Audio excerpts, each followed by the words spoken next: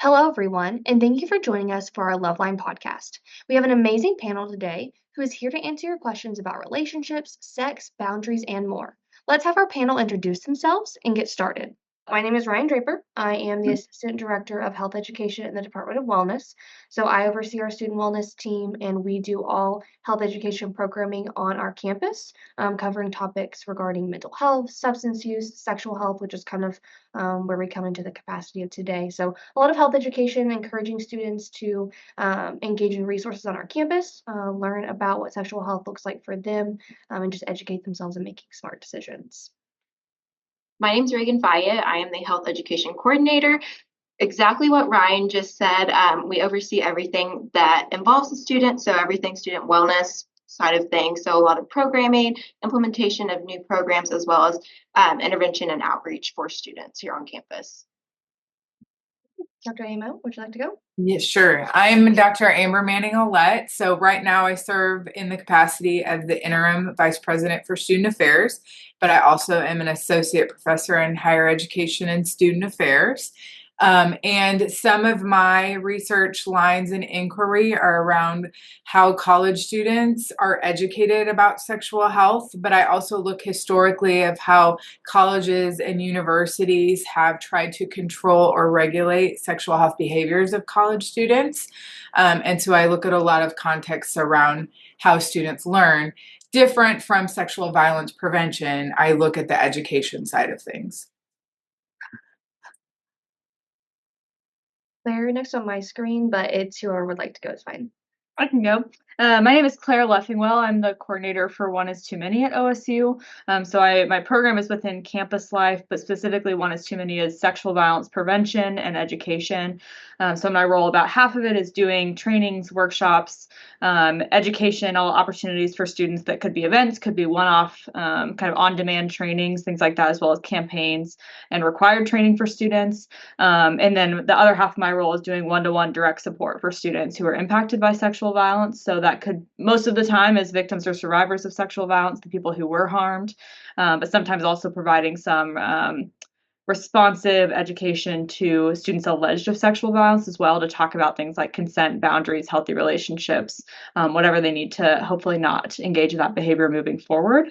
And I think it's helpful also, and you can cut this out if it's not helpful, but I think it's helpful to talk about the personal element of this too, right? Like I think as humans, we're talking about relationships and we are all in relationships all the time. And so I am engaged. I'm getting married in November and have been in this relationship for almost 7 years. And so I think helpful to talk about, like, it's not just doing this and caring about this because it's my job, but also because I care about people's individual relationships as well. And so there may be answers and things I have that are more about personal relationships than just the work that we do as well. Thank you so much. And Gabe. I'm Gabe Yandel. I am a visiting instructor and the clinic director right now of the Marriage and Family Therapy Clinic on campus. I'm a licensed marriage and family therapist in private practice in Edmond, specializing in sexual health. I'm a sex therapist in practice, essentially. I work with a lot of OBGYNs on the north side of Oklahoma City, kind of coordinating care. Women are more likely to report issues of sexual health and in their sexual relationships than men. So get lots and lots of calls from those folks that I work with.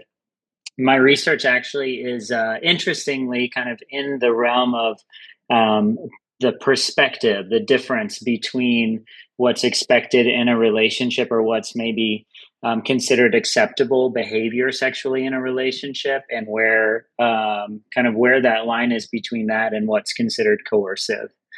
So philosophical as well. So practical and philosophical sexual health. It's a big part of what I do. Fantastic. We have a great, I think, kind of array of knowledge and experience that I think will be really helpful to kind of answering the questions. And so, as Reagan said, some of these were questions that were submitted this year. We kind of pulled some previous years, just questions that are pretty common for us to get for this event. So these are pre-submitted by students, and typically we would answer them kind of in person, but obviously we're doing that in this format today. So you all have the list of questions. If you feel comfortable, we can start with number one. If we feel like that's a great place to start, but also if we feel like there's an easier segue into the conversation, I'm open to suggestions. thoughts? Are we good with number one? It's a I'm okay with it, but I do think like maybe a 3 or 4 will get us warmed up, Yep. just like in Yep. any sexual relationship, we got to get warmed up Love first, it. right? Yeah, love it. So, we can start out by talking about just the what it looks like, right? Students, especially when we're talking about like our new students, they are navigating the life of being in college. They're navigating relationships, whether they're new or ones that they had previous before coming to our campus. So, yeah, we can kind of start off about how we would potentially encourage a student and guide a student in balancing relationships and that kind of work student life that they're juggling. And whoever wants to take it away, go for it.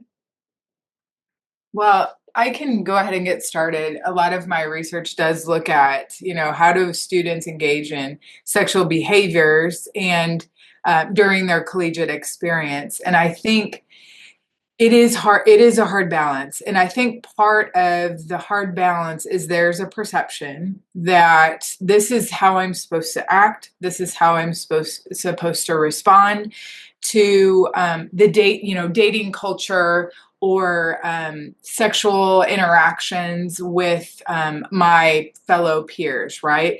And a lot of college students' perception, and this sounds very cliched, it does come from what they see in the media and in what they have seen before coming to college. And if families have not had open conversations or their sex education background has been very limited, they're going by very limited information, and those perceptions are very limited. And there's a really good book by Lisa Wade that I teach around It's called American Hookup, and she talks about like just the culture, the opt-in and out culture of dating and sex on college campuses, and that can be hard for students to balance and understand when they feel like I have to be in this in the in crowd that's doing all these things, and this is what's expected of me when I get here. And they don't ever really have spaces to unlearn those perceptions or reflect on those perceptions. And that balance of getting taken in by peers and what their expectations of party culture is or dating culture is can be hard for them to balance, and some students don't do it successfully, and in turn it does increase unhealthy behaviors, which in turn affect their academic life too. And so I do think, especially in the first year, you have students coming with all these different perceptions of what it means to be a college student, and the culture that they are going into that they maybe haven't navigated before. And I don't know that we equip people with the tools necessary to be able to balance that. And so because of that, I do think that institutions can do a lot better at providing those spaces for a discussion of what that looks like. That can be in a classroom setting or co-curricular settings like student affairs. So a lot of work that Claire does. Those spaces need to be set up for them to be able to process and reflect on that. I also think housing and residential life, given that many first-year students live, can be a space to talk about sexual health and healthy behaviors. So that could be a start to where we start to say, like, how do we balance this new environment, right? You're jumping into something that's massive, and institutions are microcosms of society. So there's all these like flashy things, and they want to experience everything, and it's hard to balance that overall. I'm glad you brought up Dr. Wade. I think she's at Tulane right now. Really enjoy her work. She's got some interesting stuff in her historical approach to the research. One of the things that I think about in terms of having this conversation with students too is the idea that in hookup culture, there's such a wide variability in what someone means by a hookup. And I think that's kind of a little bit of what you're talking about with this pressure. What does that actually mean when someone says hook up? And am I falling behind my peers? Am I hooking up enough? Am I fitting in the way that I'm expecting to? One of the other things that's interesting that's come out of hookup culture is this idea that the majority of people who participate in college in the hookup culture or who engage in hookup sexual behaviors, looking back, don't rate it as a negative experience. It's oftentimes rated as a positive experience. But of those folks who rate it positively, almost every single one of them have had one bad experience in their hookup culture experiences. And so when we're thinking about that, balancing relationships and that work and student life as well, I think just the recognition for students of college is a great time, maybe a fun time in life, but there's still the ebb and flow of times where you have a conflict or maybe where there's a negative experience that you're coming off of, and reminding students to give themselves a little bit of grace to um, kind of get through a negative experience, to have time that you might not, get to class sometimes because you're stressed about something. Learning what the line is of when that turns into I need more help, because of how much the hookup culture is an expectation of students who go to college. There's kind of a normalcy of the disruption that can sometimes it's hard to get up the next day and go to class, and when it's a bigger issue that we really need to address and work through. And, oh, nope, you go ahead. Sorry. I think when we talk about balance, and I think a lot of the trainings and work that we do on campus is a lot about all types of relationships, not just sexual relationships or romantic relationships, because if you can learn some of these skills in a friendship or a family relationship or roommates, that's a big thing for a lot of new students to live with someone in the same 6-foot space for the first time. That's a lot to deal with. And I think to learn how to balance that, you sometimes have to balance external factors and internal factors in the relationship, right? So you have to balance how much time am I going to spend with this person when I also have all these competing priorities like work, class, family demands, things like that. But also, how am I going to balance my needs with their needs in a way that we can compromise and we can be on the same page about things? And so I think that requires a lot of talking about boundaries, and that's in framing how your personal needs fit with someone else's needs, maybe for the first time in your life, right? To be able to articulate, okay, this is what I need, but that's what you need, and let's figure out how we can both get what we want or what we need out of something. And a lot of, again, what we do in One is Too Many is talking about boundaries, because when we talk about consent, really we're talking about boundaries, right? When your consent is violated, a boundary was violated. If you're asking for consent with something or for something or to do something, you're asking, is this your boundary? Are you okay with this? Can I move this boundary a little bit? Can we have this conversation? And I think we really struggle as humans to be really direct and clear and specific about our boundaries. It's really easy to just say, like, is it okay if I do this thing? Like, no, we need to be really clear and specific and say, I do not like when you do this thing because it makes me feel this way. And reframing sometimes our boundaries as personal needs rather than something else, something that the other person is doing wrong is the missing piece in that, right? So saying, I really want to spend time with you tonight, but tonight's my only free night this week and I really need some time to recharge, is a very different way of communicating than saying, you're annoying me, you're being clingy, I need some time away from you, right? Very different way of saying that. And your response is going to be wildly different. If you say that to someone and say, I just need some time to recharge, it's not you, I just need some time for me, I need to take a bath, I need to do self-care, whatever. That's very different than saying you're around me all the time, I need a break from you. And so the way that we communicate our boundaries, both are equally clear, but one is a little bit more other person centered than the other version. And then being able to reinforce through action, right? To balance those things. And it's not going to be a perfect situation all the time. There's going to be things that are going to fall off and you're going to have to bring them back and have to have re-conversations. But being able to say that you maybe need to alter the balance a little bit as situations change or as circumstances changed outside, and being mature enough to have that conversation with your partner, I think is difficult, but is really important, especially as we become adults. And I know there were some questions on here too about like signs of a healthy relationship, and I can go more into that. But I think that when I think about balance, it's about give and take, about like really like a scale, right? Like how are you making sure both people get what they need, and that's not going to be the same thing all the time. And so being able to have those conversations about boundaries in a way where you are setting boundaries and respecting boundaries, I think are both equally important. We talk a lot with students about just really reflecting on the habits they're creating now, those relationships they're creating now, like they will follow them past being here at Oklahoma State. And so encouraging them to really reflect on that and taking opportunity to learn from them, right? Because they're going to make those mistakes, those things are going to happen, and being there to advise them and kind of reflect on that. So yeah, you talked about healthy boundaries, and one of the questions is like setting up healthy boundaries with a partner and sticking to them. So just like some actionable things that students can apply to those relationships will be really helpful.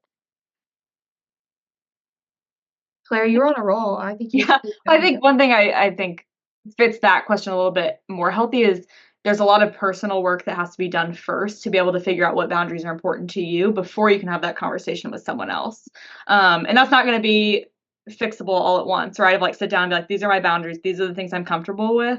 There's an exercise that I do with students sometime where I ask them to ask each other things like, can I blow my nose on your shirt? Can you give me $1 million? Right? Things that are obviously no's. And they obviously are like, no, absolutely not. You can't do that. And so we have a conversation about like, that is a boundary that you had that you never knew that you had, right? You never knew that you had a boundary around someone blowing their nose on your shirt, but because that's not something you've ever had to like sit down and think about, but you have all these boundaries all the time. But they maybe change depending on the person or the life place you're in or your mood, right? Like depending on the kind of things that are going on in your life. But that takes a lot of like inner work to be like, what are the boundaries I have before you can even communicate them to someone else? Like that, I think is the first step that people forget and then try to communicate it to someone else. And then it's not clear what they are communicating. And so we're missing kind of that piece. So that I could go on, but I'll let other people talk. But I think that's the important like first step is figuring out what are you comfortable with? What are you not comfortable with? What are your non-negotiables before you figure out how to communicate them. There's some research on the progression of how people develop sexual relationships and where they start and where they end up. Um, and perhaps not surprisingly, it's actually usually slowly and in stages. And so, usually, when we're talking about setting boundaries, instead of this expectation that people have to set boundaries one time for the whole of their sexual relationship, it should be maybe a graduated conversation in which you're choosing when you're opening up new doors. So, for example, if there's a boundary around oral sex is maybe the only thing that you've done or you're comfortable doing, you can set a boundary by saying this is all I'm comfortable doing. I don't do more than this. That doesn't preclude the fact that you can intentionally have a conversation with a partner in the future and say, I'd like to do more. And here's the next thing I want to try, and here's my next boundary. Because of all the cultural experiences that we've been talking about, where people come to college with all these ideas of what things are supposed to look like, they're oftentimes expecting to set boundaries around their end game of whatever they think their sexuality is going to be in the future, or how they're going to engage in sex. And it can be a lot smaller than that, and take intentional steps as to when you are choosing to move those boundaries. And I would just add one last thing is, again, I just had some work published on looking at college students reflecting on their K through 12 sex ed experiences. We don't give space to practice verbalizing boundaries in this way. And so again, when they come here, they don't have that. And so what Claire is doing is critical work, because students may not even have the language to communicate what is a healthy boundary for them, or even know what oral sex is.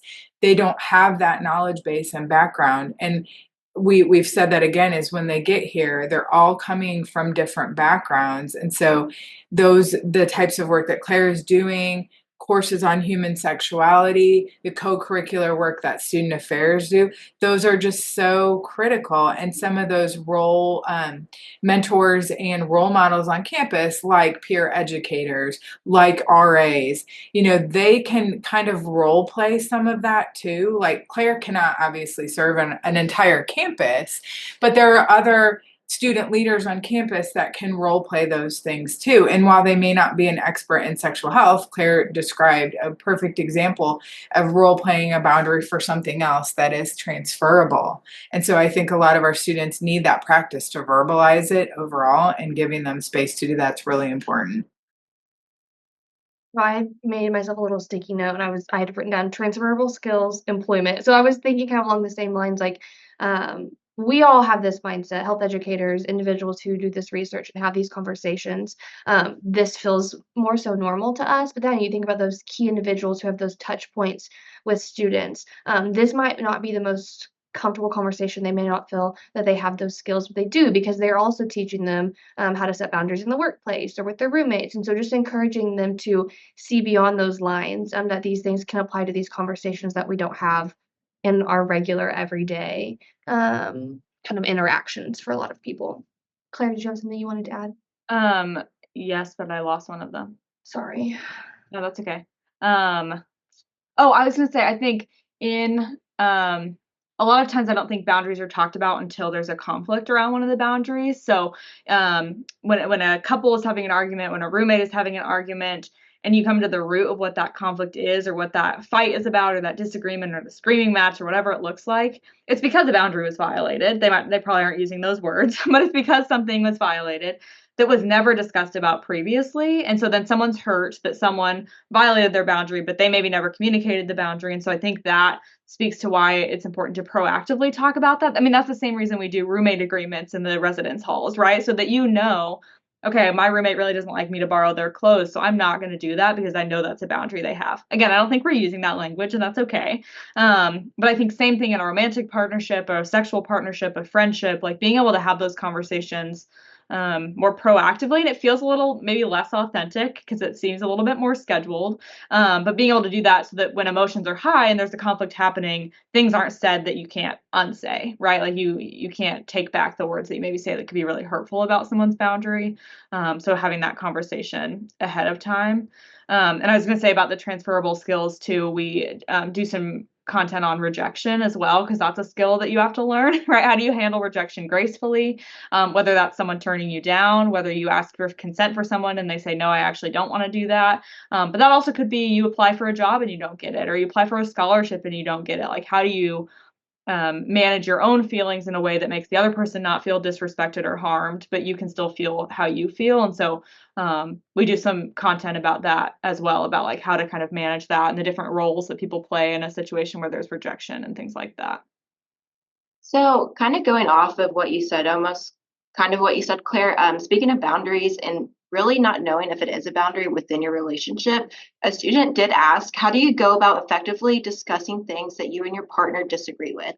So for example, one person views porn as disrespectful and a form of cheating, but the other person does not agree with it as cheating. How would you go about resolving this, or what advice would you give this student? So I'd echo a little bit of what Claire said, that our best defense here is to have had conversations early. um, and that doesn't always happen. So when you have this realization, when you come to a situation, you have a real difference here. And in the sexual health field, I think one of the major rules is, and I talked about this at another event, but if it's not okay with your partner, then it's not okay for your relationship.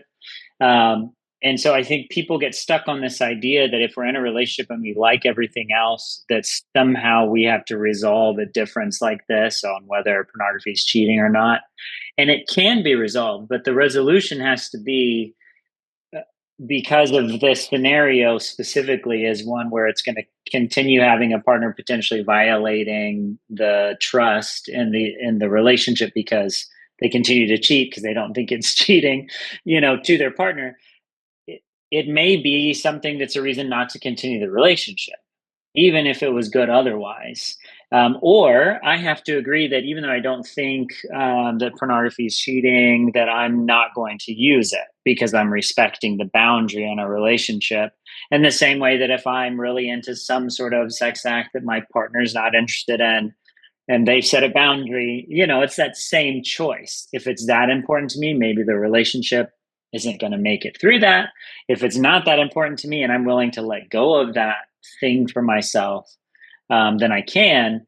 But I think as an outsider, when it's not your relationship, it's a little bit easier for us to go, and that's fine. But when you're in the relationship, I think that's where a lot of the tension is. Are we really going to end a relationship over this? Why can't we figure it out? Those are just my comments. Yeah, I just wanted to talk about maybe some approaches to how to have the conversation about it. I'm going to sound like a broken record because that's what we do, is like teach skills, teach how to do it practically. I think if at the front end of like trying to figure out maybe where both people stand on it, I think it's really important that both people approach more with curiosity rather than like a combative, you're wrong, I'm wrong, we're all wrong, nothing's going to get solved approach, right? So asking questions like, why do you feel the need to use pornography? Or why do you feel uncomfortable with me using pornography? Or like asking those why questions to understand the other person's perspective. That's just a general skill for like navigating conflict or disagreements in general. But I think especially with something that could be a real issue for a relationship, like watching pornography or trust issues, something like that. The other piece I would say is to continually use I statements, right? So if saying, I feel disrespected, or I feel like I can't trust you, or I feel this way, rather than you're wrong, you are cheating on me, you are making me feel awful, right? Again, that language shift matters so much, and how, especially if you're interested in continuing the relationship past this, you want to set up and showing that you can work through conflicts, you can respect each other and still have disagreements about things. And so I think we don't think about the language, especially when we're maybe really fired up about something or we're emotional about something, but our language matters a ton when we're having disagreements or arguments. I also think it's not a bad thing to, if it's unresolved, if the two of you can't resolve it, to be able to bring in a trusted third party, an experienced third party, a mentor or a therapist, or someone who can kind of help mediate and work through things, especially if emotions are really high or someone's having a hard time communicating. I think that can help kind of point out like let's communicate this way, let's ask these questions rather than pointing fingers, right? And help you kind of bridge that gap a little bit. So just some thoughts there about how you could have the conversation. And then from there, go back to all the things Gabe said about what that looks like long term. I think that's kind of a good segue into one of the other questions is identifying when a conflict is a sign of deeper incompatibility versus a normal part of a relationship, especially when we're talking about students who maybe don't have a lot of experience in relationships, don't have a lot of experience with sexual relationships. What advice would you have? Like, what are some guiding points to kind of identifying what that looks like? Yeah, I can speak to that. Claire made me think of something too when she was talking. It all comes down to communication. Communication is the basis of a sexual relationship, and being able to communicate with your partner. One thing that my partner, now husband, and we've been together for a long time, but I forget where I learned this. But Gabe, I also was going to be a sex therapist. I don't know if I told you that last time we were on the panel, but my background is counseling and marriage and couple therapy. And couple and family therapy. And that was my goal as well, which is probably why I researched some of this now. But there's a book called The Book About Me, I think it's called. And it's a fill in the blank book. So I had both my partner and I complete these books, and we read them together. And then there's a book called The Book About Us, and you write it together as a couple. And honestly, those types of exercises, when we first started dating, were really effective in how we communicated, what our needs were, what our expectations were, what our maybe concerns or fears were related to intimacy. And you don't have to go buy fancy books. Every once in a while when we're driving in a car, we've been together for 16 years. And when we're driving in a car, like I'll just get on Google and like couples trivia questions. And like, we'll just ask each other, like, what's your favorite food? I mean, we know that, but there's some question that's deeper. And I think that communication and that basis of being able to talk about your interests, whether it's sexual or not, helps you understand compatibility and what sort of contextually what's going on. Because I always say we all carry baggage with us. We have our lived experiences, which could be sometimes baggage. It can also be trauma. And so, we can carry that with us into relationships. And unless we sort of unpack that baggage and process some of those things with a partner, it can be hard to really understand if this person gets me and understands the context. It's not, I grew up in a family that was very open about intimacy and sexual relationships, and I could ask questions if I needed to, but my husband didn't grow up in that family. And so for me to verbalize questions was a big eye-opening experience for him, because that is like, what? I can't believe you just said that out loud. And I'm like, but why? Like, this is what my family did. Like, my family, people walked around naked in my household, and we talked about a body part, and that just wasn't where he was at. But when you're in a relationship and, now we have a child, those were really good conversations for us to have before we had a child, because how do we want to raise this child? And I'm not saying in college you need to be thinking about that, but it just helps come together in compatibility and getting to know that individual. And maybe in college you don't go as deep in that, but you can at least come together and talk about some of those things, unpacking your experiences and, what it is that you like and what you don't like. And that communication really is the basis of everything. I think things that are considered, because they call it normal parts of relationships. And that word always just makes me laugh because I'm like, what is normal? Like that looks different for everybody, right?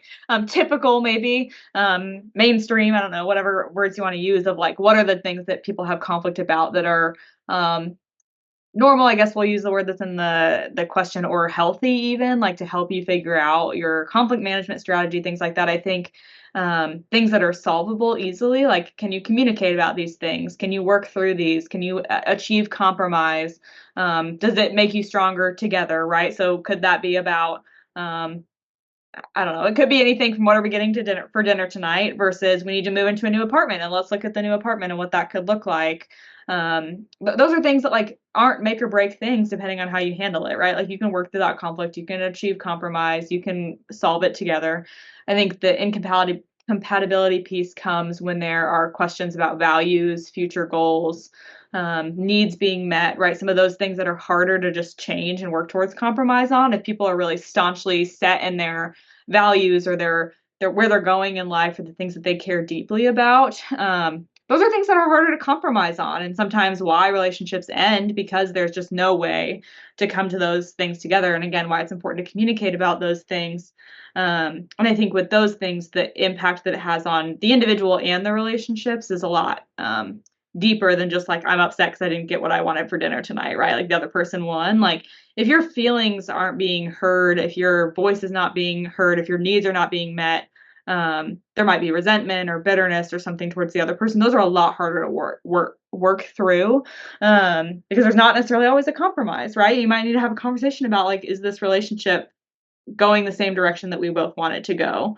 And are we both being authentically individuals together, right? Do we have independence together rather than one person just kind of tagging along for the other person's ride through life? And so I think those are things that might indicate that there's like a deeper divide than just a smaller conflict or disagreement. Yeah, because some conflict happens, right? But it's about how we handle it and also what's the impact of that on the relationship. So kind of bouncing off of that, Claire, how would you go about identifying conflict in an unhealthy or toxic relationship? Like what are the early warning signs? I know it looks different for everyone, but what do you see typical warning signs within couples? Yes, I'd encourage everybody that's listening to this to go look up the power and control wheel. And I would say any of those things, although that is often like once it becomes an abusive or unhealthy relationships, those are the things that are on the power control wheel. I know this is asking more about like early warning signs, like what can maybe people be on the lookout for in a friend, or what can people maybe see that they might think is a red flag, but maybe not have the words to describe it. So a couple things I can think of. We often see, especially because I can speak from the lens of like when we see students coming in that are seeking support in these types of cases, a really big one is isolation. So maybe your partner is intentionally isolating you from friends, families, the things that you like to do, doing things like, no, you need to spend time with me, not with them. I'm your person. I'm here for you, right? Like kind of making that isolation.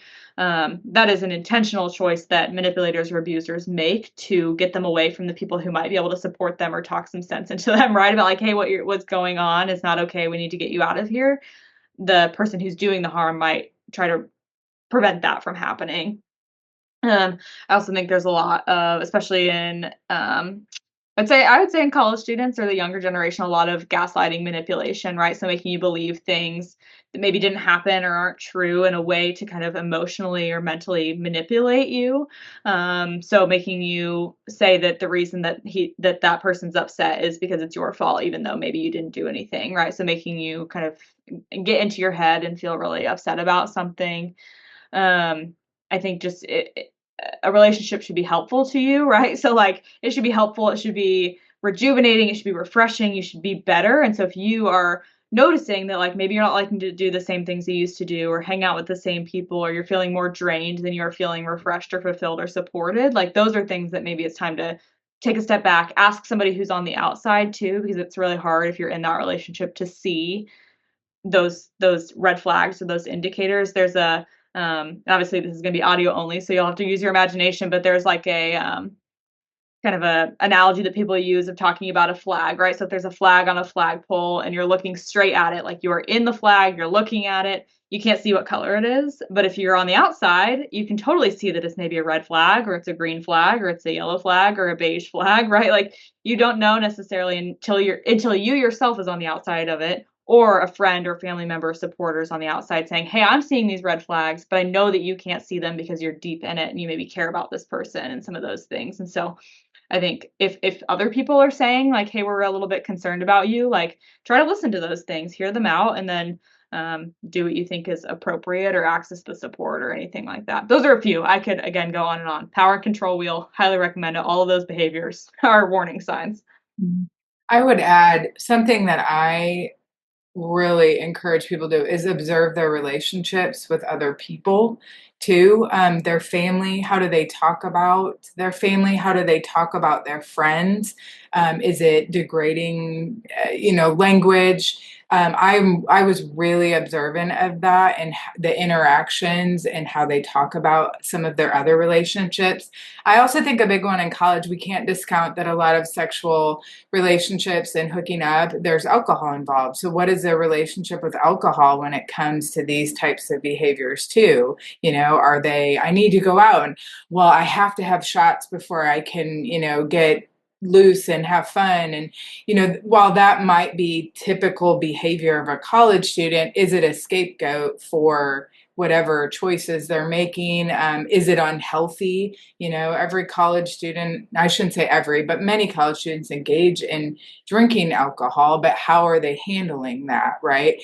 Those are things where I just kind of quietly observe and see. And if there's things that don't feel right in your gut about what someone is saying, those are red flags to explore. And I love that Claire mentioned curiosity. Exploring things with curiosity is never going to be a bad thing, right? Tell me more about that. I noticed this. Tell me more about what's going on there.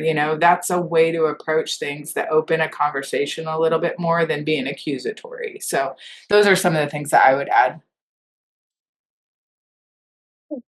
I feel like as far as the kind of relationship questions go and the boundaries and stuff, I feel like we kind of covered all of them. If there's anything that stands out that you guys want to touch on, I'm more than happy to include that. But through the conversations, I feel like even if we didn't ask the question, some of kind of the things that we talked about answered them. So if we're comfortable, we can kind of shift a little bit, and the remaining questions really focus on sex drive and affection and kind of matching that with your partner and kind of what those things look like. And so I think kind of a good place to start is maybe a little mix up of like question number 2 and 6 and 12. And so like just navigating various sex drives and preferences when it comes to affection and those types of things in a relationship and kind of what that looks like.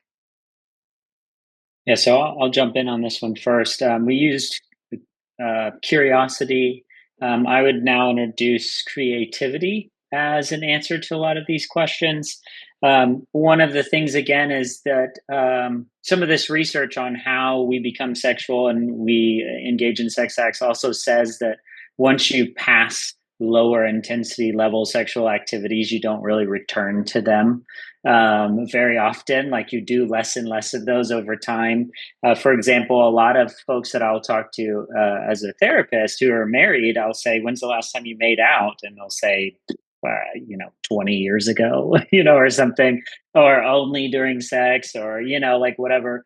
And so some of those lower level activities that were kind of the primary thing that we might have done when we were younger, we lose. And so when I talk about this introduction of creativity, we start to divide sexual activity into a couple of categories. And there's no short way to say this.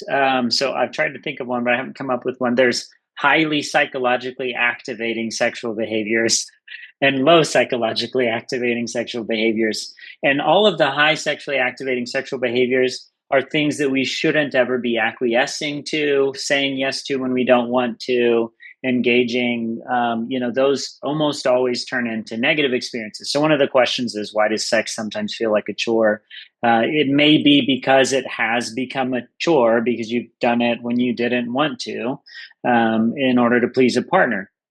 And so the introduction of creativity is on the low psychologically activated sexual behaviors. You can do those with a partner because you care about them, because you want to please them, and it's not highly psychologically activating for you. So it's like, if it makes my partner happy for me to do the dishes, I don't have to be aroused to do that.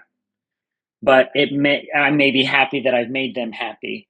So just kind of starting this conversation, I think one of the big points for me is that in a lot of cases, acquiescing or saying yes to sex you don't want to have, penetrative sex oftentimes is one of the highly psychologically activating sexual behaviors. Usually we could get creative and we could do something else that could still be fun, that could still be enjoyable. Differences in sex drives make a lot less of a difference when you're doing low psychologically activating behaviors, because you don't necessarily have to be super turned on in order to still be investing in the sexual part of your relationship.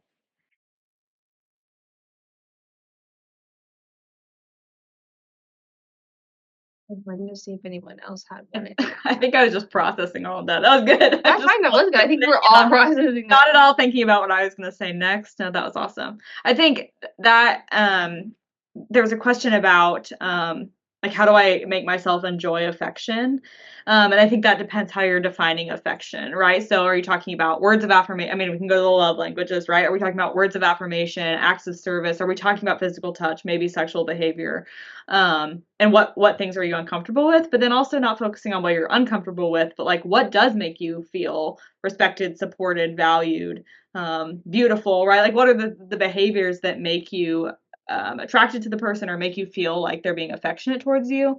And those things might not be that they are giving you a hug every second of the day. It might be, when I get home, they've folded my laundry for me, and that means a whole lot to me, right? And maybe that is the affection. And so I think just redefining that intimacy isn't always physical. I think Dr. Amo talked about like the questions in the car, like that's a form of intimacy, right? Even though you've been together, what you said, 16 years, like getting to know someone even on a deeper level, or just revisiting conversations you maybe had when you were dating, like that is a form of intimacy that then may make it more likely to want to be more physical with them or to feel more connected to them. And so kind of redefining what our society, I guess, views as intimacy or defines as intimacy. And then being able to communicate about like, oh, I don't feel actually super comfortable or safe when you are affectionate in this way, but I do really love when you do this. I think this is how I feel you're being really affectionate towards me, makes me feel really valued. So do that more, right? Ask for what you want, because it will be better for everybody involved. I would add, going back to creativity. So if there's anything the pandemic taught us, it's that we had to be very creative about how we did things, because we only had one location in our home basically to do anything. And so, creativity and expressing affection could be planning a surprise picnic lunch out by Theta Pond and, bringing a blanket and bringing some snacks and inviting someone to that. It doesn't have to be a big gesture to be affectionate. And, later on, I might say, well, that was really attractive for you to do that. And maybe, that's going to spice up some things later. So I don't think, people think sex and sexual behaviors have to happen in the bedroom and they have to happen at a certain time. And that's just not the truth. And you can be creative about what that looks like for you and your partner. It doesn't have to be at night when you go to bed. It can be really at any point in the day. And so maybe you have a lunch break and you're like, hey, meet me here. There's just a lot of creative ways to express. And maybe your sex drive is different during the day than it is at night. Maybe you're exhausted. Everybody's got different schedules. People, have mental loads at the end of the day. And so I know for my own relationship during the pandemic, that was one of our things. It's like, how do we spice this up? Because it's the same old, same old. We're in house all day. Like, what do we want this to look like to be effective? And it doesn't mean there's not challenges. And certainly there's times where I think, yeah, this feels like a chore. But what do we need to do to spice it up? And so I think there's ebbs and flows in our life where that just exists in a relationship. The point is being aware of it. And if it's of a concern, having the communication around it and leaning into that creativity about how do we do this. But what I would add to the sex drive conversation and sort of like, how do we coordinate different sex drives? That creativity, right?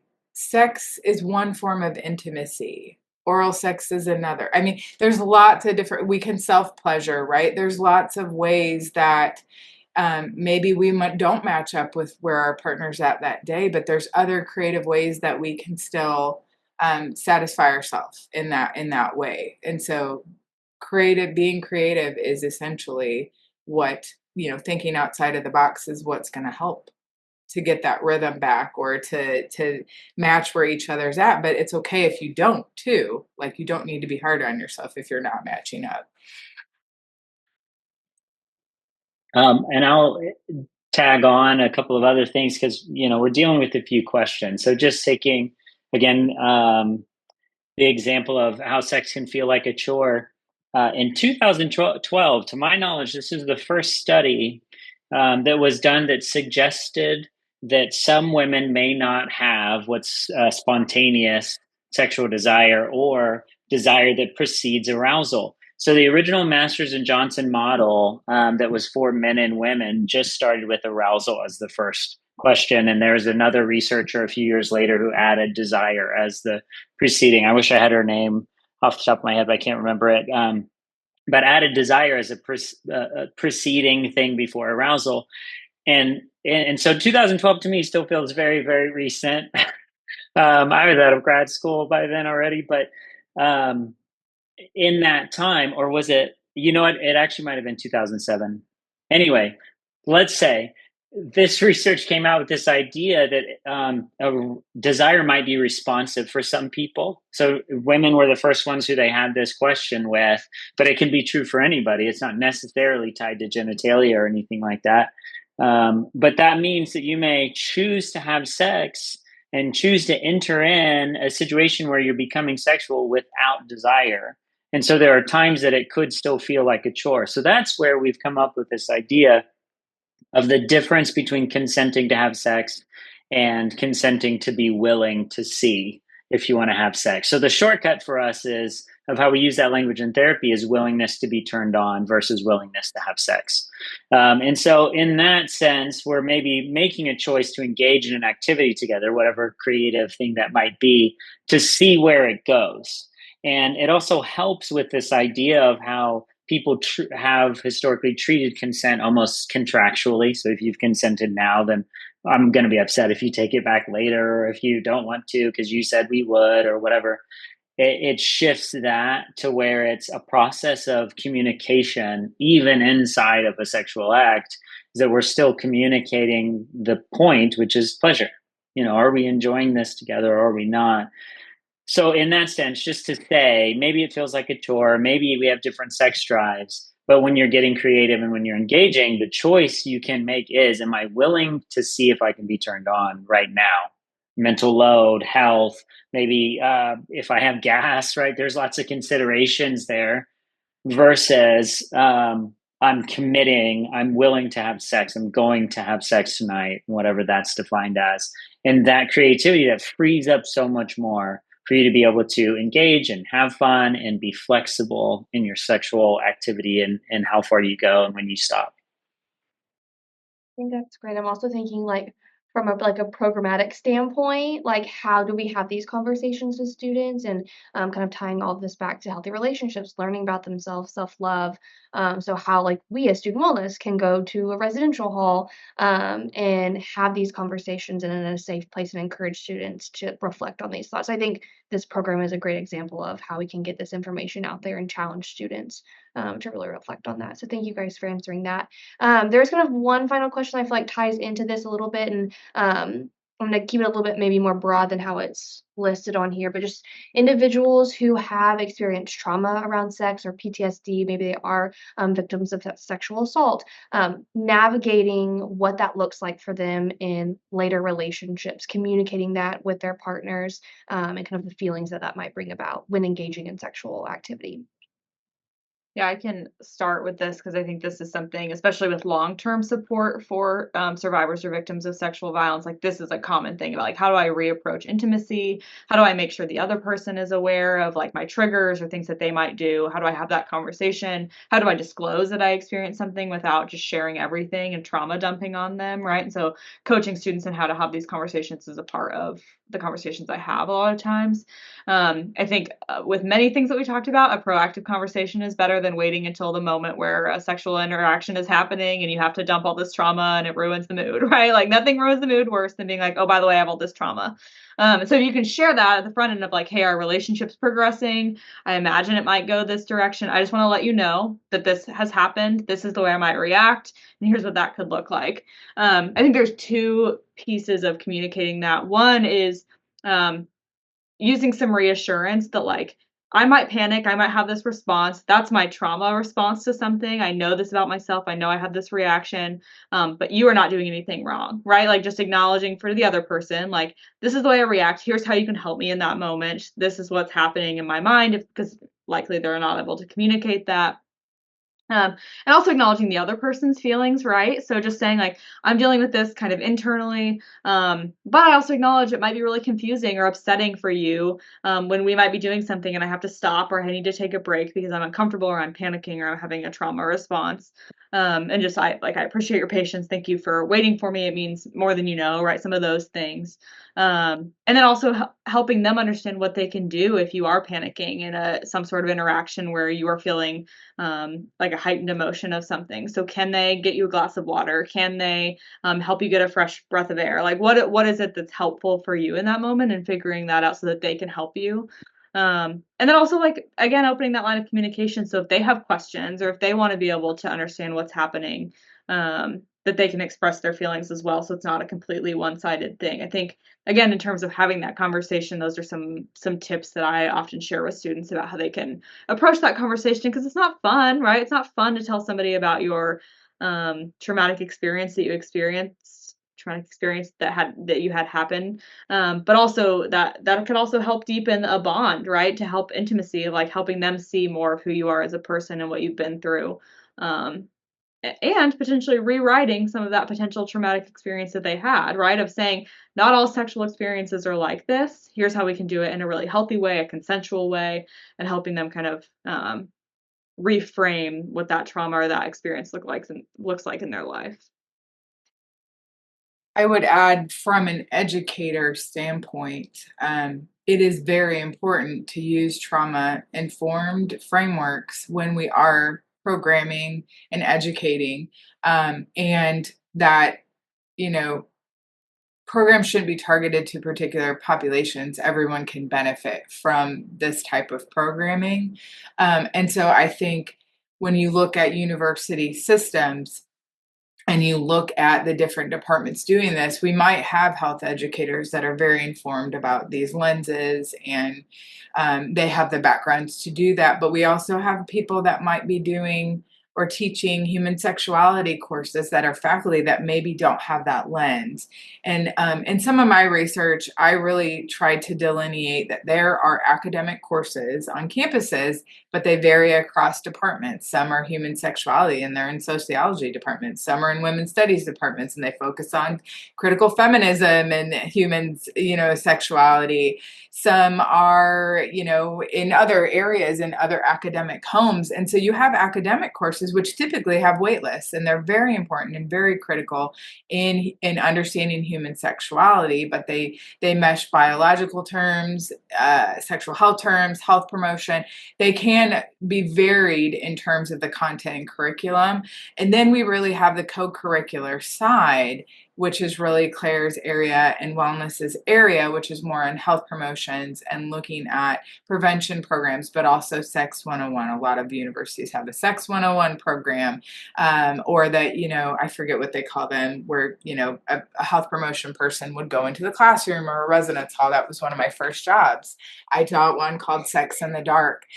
And so there's sort of these particular areas, and they really vary across who the educators are that are teaching them. So I think you need to look systemically at what sorts of curriculum and co-curricular approaches that colleges and universities have, because we're also filling gaps from previous K through 12 experiences, which may also not be trauma informed. And I also, part of the research that I just put out there, that I talked about K through 12, college students' K through 12 experiences is, we really do reproduce systems of violence in college because we did not give people the skills and language to combat some of those systems prior to coming here. And so a lot of what we're doing is reinforcing it by the language that we use, or the fact that we don't have any program that is offered. And with a lot of our current climate in the United States and bans,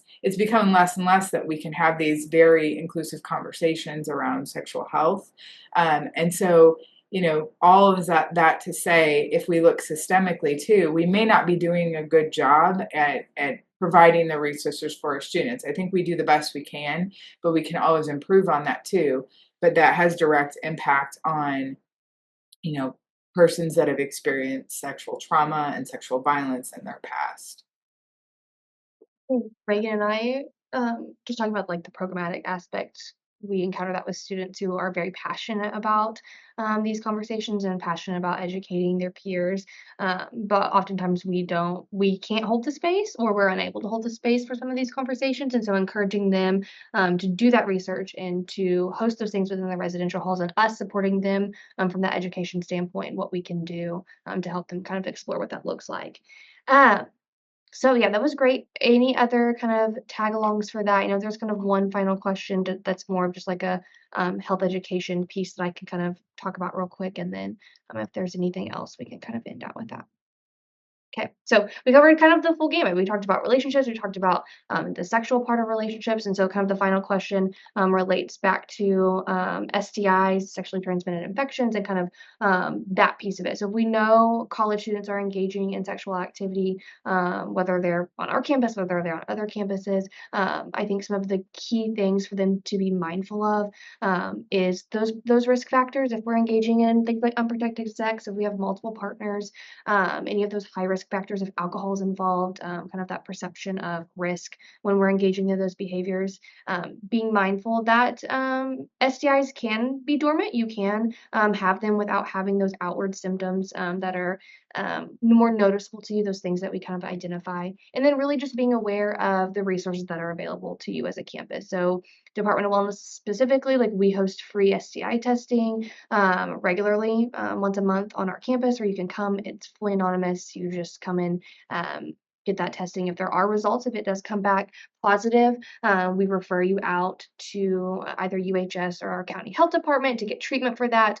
There are places on campus who want to help you get connected to those resources. So just being mindful again of regular testing, using resources, sexual health guidance and education is going to be really important for that. Okay, is there anything that we did not talk about today that you thought we would talk about, or that you would like to throw in there? Can I plug two things? Plug it. Okay, so one is the less fun one, then I'll end on the fun one. But I think as we have these conversations, it's really likely that the more we talk about sexual violence on campus, the more we talk about relationships and things like that, the more students realize or maybe feel comfortable to be able to report that something happened to them, whether that's domestic or dating violence, stalking, sexual harassment, sexual misconduct, sexual assault, rape, any of those things. We know that as we do prevention better on campus, that reports are higher, which feels a little bit counterintuitive. But again, it's because we're normalizing a culture of accessing support, speaking up, some of those things. And so if you're listening to this and you have questions about something that happened, or you want support, or you are concerned about a friend or anything like that, a couple ways that you can access support on campus. So one, You can just Google, we don't have like an easy report link that I can just rattle off, but you can just Google like sexual violence reporting Oklahoma State, and it'll pull up our One Is Too Many webpage. And there's a pretty easy form to fill out. With if you're reporting on someone's behalf, you can fill that out information. If you are reporting it yourself for something that happened to you, you just fill it out as yourself. That will connect you directly to me. It'll come directly to my email. I'll send an email with some resources. There's an option to meet with me, and we can go from there. There's a lot of resources, supportive measures, academic help, things that we can assist with. The other is we have confidential resources on campus. So if you were like, I just need to talk to someone about what happened, but I am not ready to formally report or to really talk to anyone that works at the university, there's a couple of options. So one, you can talk to any university counseling services or any other mental health professionals, and they are confidential reporters. In addition, university health services or any other medical providers that you see, you can share what happened with them, and they do not report that. They are fully confidential. The other that's more of a part of One Is Too Many is our victim advocates. So we have 2 professional advocates who are full-time staff members at OSU, but do not work in anything related to sexual violence or conduct or anything. And then 6 students that cover the overnights and weekends. And so by doing that, we have 24/7 coverage, completely free for students to use. Students can be completely anonymous. It's confidential. So whatever they talk to students about, they don't come back and tell me. They don't tell the conduct office. They don't tell the police. They don't do any of that. And that phone number is 405-564-2129. You can also just look up Victim Advocates OSU and you can find it. You can call or text that number any hour of the day, any day of the week, and they are more than willing to help you. They've been through a lot of training and they would love to be able to use it to be able to help someone. So that's some resource options. If you're interested in getting involved with One Is Too Many, either as a victim advocate or as a prevention ambassador, which helps more with the programming prevention things, you can follow us on Instagram at OKState One Is Too Many, or we have a campus link page as well that you can request to join, and we'll get you connected with whatever group you're interested in. I think students are often really passionate about this, but don't know where to direct that energy, and that's a great way to do it, is to get involved with the group that's actually doing this work on campus. So please be in touch if there's anything we can do, either to help you get connected with resources or to help you get involved with sexual violence prevention on campus. I will also add that the student wellness page is a great starting point for all of these resources. So it's wellness.okstate.edu/student wellness.